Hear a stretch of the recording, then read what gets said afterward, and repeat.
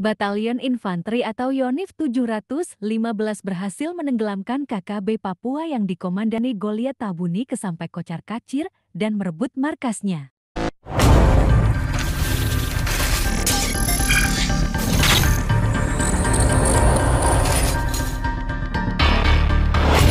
Penyerangan terhadap kelompok kejahatan bersenjata KKB pimpinan Goliat Tabuni dilakukan oleh pasukan TNI dari Batalion 715 di distrik Goma, Kabupaten Puncak, Papua pada Rabu 18 Agustus tahun 2021.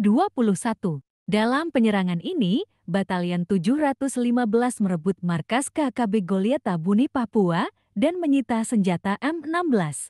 Melansir dari Wikipedia, Yonif Raider 715 MTL Kostrad pada awalnya adalah batalion infanteri berkualifikasi Raider di bawah komando Brigade Infanteri 22 Otamanasa Kodam XI atau Merdeka. Kostrad adalah batalion infanteri 221 Motuliato. Personil pada awalnya diambil dari prajurit terhormat sepas pergeseran pasukan. Divisi Infanteri 1 Kostrad dan Divisi Infanteri 2 Kostrad. Markas batalion terletak di Motilango, Kecamatan Anggrek, Kabupaten Gorontalo Utara. Komandan batalion pertama adalah Letnan Kolonel Inf. Dendi Suryadi. Pada tanggal 28 Agustus tahun 2012, dalam rangka efisiensi dan efektivitas di bidang pengendalian dan administrasi, Brigif 22 Otamanasa Kostrad di Gorontalo dimutasi transfer komando dan pengendalian kepada Kementerian Keuangan. Pangdam ke-7 Wirabuana. Batalion Infanteri Raider 715 MTL terdiri dari markas Kompi dan Kompi pendukung yang berkedudukan di Desa Tolonio, Kompi Senapan A, dan Kompi B di Motilango, sedangkan Kompi Senapan C berada di Sumalata. Batalion Serbu atau Yonif 715 MTL merupakan batalion termuda di jajaran TNI Angkatan Darat, namun prestasi prajurit Batalion Serbu atau Yonif 715 MTL tidak bisa dianggap remeh. Sebagai prajurit raid yang mumpuni, Batalion Raider 715 MTL dilatih untuk memiliki sejumlah kemampuan seperti: pertama, keahlian skill tempur khusus. Kostrad Raider Kostrad yang dikirim ke Kabupaten Enduga memiliki keahlian khusus untuk memburu para ranger.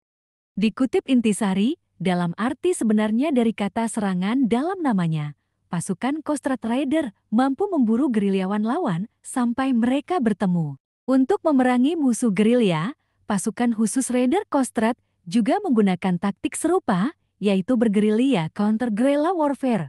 Bedanya, pasukan khusus Raider Kostrad berstatus pemburu.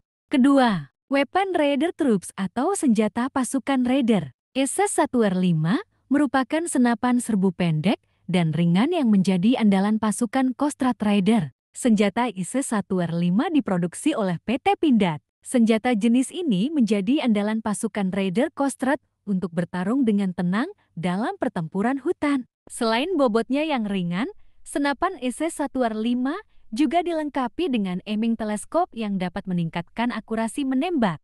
Ketiga, ahli berbagai operasi khusus. Mengutip Intisari, Kostrad Raider TNI telah dilatih untuk melakukan berbagai operasi khusus.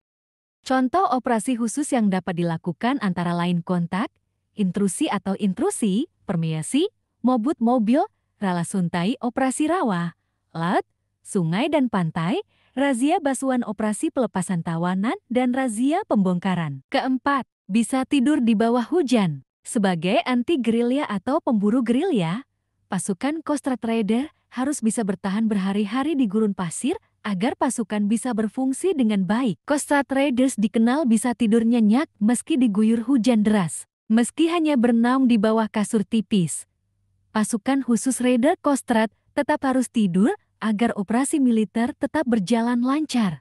Kelima, pejalan kaki yang tangguh dapat menempuh jarak ratusan mil. Pasukan Kostrad Raider dikenal dengan daya tahan dan energinya yang tinggi yang memungkinkan mereka melakukan perjalanan jarak jauh.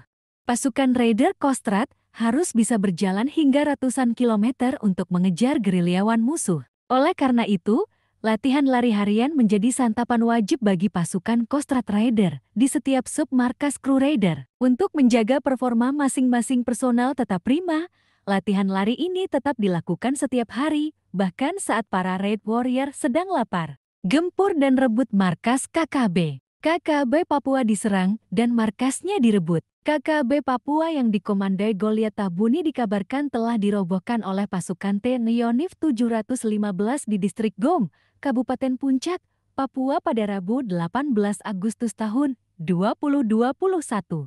Serangan ini menyusul aksi KKB Papua sebelumnya yang berani menyerang TNI saat patroli. Tidak lama setelah serangan KKB Papua, TNI langsung mengejar dan akhirnya menyerbu markas kelompok separatis. Tadi sekitar jam 15:19 WIB ada penembakan, namun karena kondisi cuaca kami masih berusaha melacaknya, kata Brigjen Iwan Setiawan dari 713 PVB Danram saat dihubungi melalui telepon, Rabu, seperti dilansir Kompas.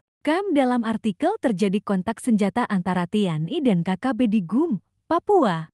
Dalam insiden itu, seorang anggota TNI tertembak dan terluka. Menurut dia, sejak saat itu, anggota TNI terus mengejar KKB Papua yang diduga anggota kelompok Goliat Tabuni. TNI ambush penyergapan, kemarin anggota kita kena peluru, lalu Senin 16 Agustus tahun 2021 kita punya senjata M16, jadi ada yang ambushing klik dan ada yang standby, kata Iwan. Iwan memastikan dalam peristiwa ini, tidak ada staf TNI yang menjadi korban, tidak ada yang tertembak di TNI, anggotanya masih siaga di sana, katanya.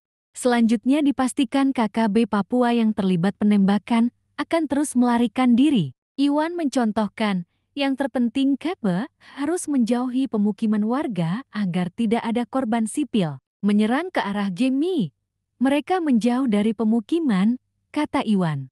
Berita ini telah tayang di surya.co.id dengan judul Kehebatan Pasukan Yonif 715 yang gempur KKB Papua Goliat Tabuni dan sukses rebut markasnya.